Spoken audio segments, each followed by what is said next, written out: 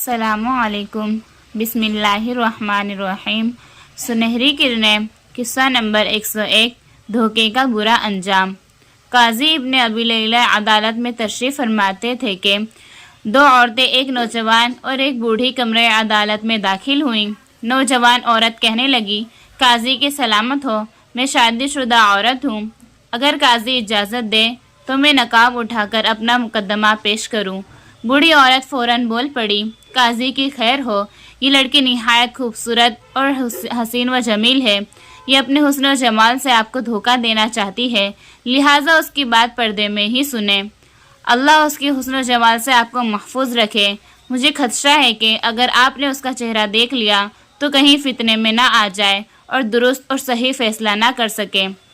قاضی ابن ابی لیلہ نے نوجوان عورت کو ٹکاسا جواب دے دیا اور کہا، پردے میں ہی گفتگو کرو۔ وہ نوجوان عورت اپنی حسرت دل میں ہی لیے رہ گئی اور پھر کہنے لگی، اللہ قاضی کی عزت میں اضافہ کرے، یہ عورت جو میرے ساتھ ہے میری سگی پھوپھی ہے، میں اس کو اس کی زیادہ عمر اور رشتے کی وجہ سے ماں کا درجہ دیتی ہوں اور اس کو ماں کہہ کر پکارتی ہوں۔ جب میرا والد فوت ہوا، جس کی میں اکیلی وارث تھی، میری پھوپھی نے کوشش کی کہ وہ کسی طرح میری دولت پر قبضہ کر لے۔ بہرحال میں اس کی عزت اور خدمت کرتی تھی، دولت میری تھی اور سارا خرچ اسی سے ہوتا، مگر میں مطمئن تھی کہ میں اپنی پھوپھی کے گھر میں ہوں۔ جب جوان ہو گئی تو میرے چچا زاد بھائی نے میرا رشتہ مانگا، چنانچہ میری اس سے شادی ہو گئی اور میں اس کے گھر منتقل ہو گئی۔ ہم دونوں نہایت خوش و خرم تھے، آپس میں شدید محبت تھی۔ وقت گزرتا گیا، میں اپنے خاوند کے گھر نہایت خوش تھی۔ اسی دوران میری اس پھوپھی کی بیٹی جوان ہو گئی۔ نہ جانے میری پھوپھی کو کیا ہوا کہ اس نے میرے خاوند کو پھسلانا شروع کر دیا، اسے ترغیب دی کہ وہ اس کی بیٹی سے شادی کر لے۔ اس کی مسلسل ترغیب رنگ لائی اور اس نے میری پھوپھی کو باقاعدہ منگنی کا پیغام بھجوا دیا۔ میری یہ پھوپھی نہ جانے کب سے میرے ساتھ بغض و عنادار رکھتی تھی، وہ میرے اوپر سوتن تو لا ہی رہی تھی، اس نے میرا گھر بھی اجاڑنے کا فیصلہ کر لیا۔ جب میرے خاوند نے پیغام بھیجا تو اس نے عجیب و غریب شرط لگا دی کہ میری اس بھتیجی کا فیصلہ میرے ہاتھ میں دے دو، مراد یہ کہ تم مجھے مکمل طور پر اختیار دے دو کہ طلاق وغیرہ کا معاملہ میرے ہاتھ میں ہو۔ میرا خاوند اس کی بیٹی پر فریفتہ ہو چکا تھا، اس نے ہاں کر دی۔ اب میری ازدواجی زندگی کا فیصلہ میری پھوپھی کے ہاتھ میں آ گیا۔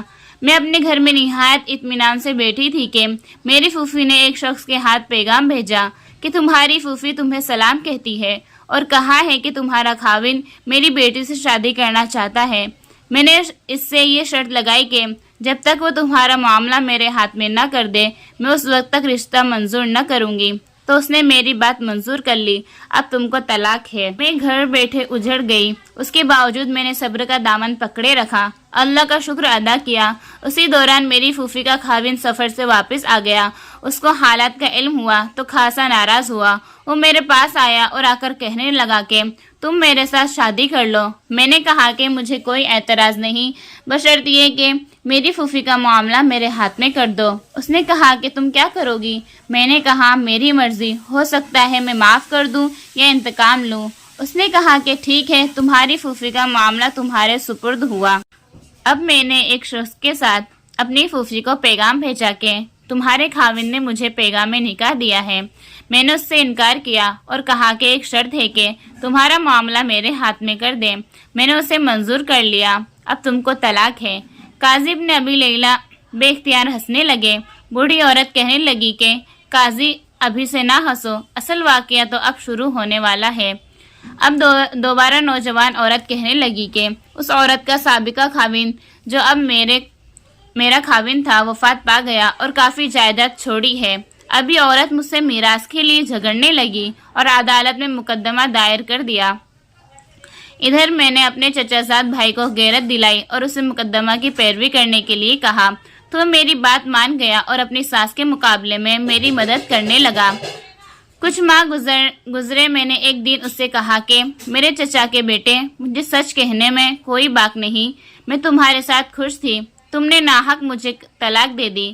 اب جب کہ میرا خاوند وفات پا چکا ہے تو میں تمہارے لیے حلال ہوں، تم مجھ سے دوبارہ شادی کر سکتے ہو۔ اس کو بھی سابقہ محبت یاد آئی. کہنے لگا کہ میں تم سے شدید محبت کرتا تھا. یہ تمہاری پھوپھی تھی جس نے مجھے ورگلایا اور اپنی بیٹی سے شادی کر دی. بہرحال اب میں دوبارہ شادی کرنے کے لیے تیار ہوں. میں نے اس سے کہا کہ ایک شرط ہے. وہ بولا کون سی؟ میں نے کہا کہ میری پھوپھی زاد بہن کا معاملہ میرے ہاتھ میں دے دو. اس نے کہا کہ منظور ہے. اب میں نے اپنی پھوپھی زاد بہن کی طرف پیغام بھیجا کہ تمہاری خاوند نے مجھے نکاح کا پیغام دیا ہے. میں نے اس پر شرط لگائی تو اس نے تمہارا معاملہ میرے ہاتھ میں دے دیا اور میں تمہیں طلاق دیتی ہوں. تم کو طلاق ہو. اب بوڑھی عورت کہنے لگی کہ قاضی کی خیر اور عزت میں اضافہ ہو. کیا ایسا بھی ممکن ہے؟ یہ ایسا جائز ہے کہ اس نے مجھے اور میری بیٹی دونوں کو طلاق دے دی؟ قاضی ابن ابی لیلہ نے اپنا سر اٹھایا اور کہنے لگے نعمت تعاس و نقص لکی، کیا خوب محروم و بد نصیبی ہے اور ہاں شکست و پسائی ہے اور ذلت اور رسوائی کی سزا وار تو ہے ہی. اور پھر خلیفہ منصور کے پاس گئے. وہ بھی بے اختیار ہنسنے لگا اور کہا ابعد اللہ العجوز ولا فرج علیہا. اللہ تعالیٰ اس بڑھیا کو اپنی رحمتوں سے دور رکھے اور اس کو مشکلات و پریشانیوں سے دستبردار نہ کرے. السلام علیکم.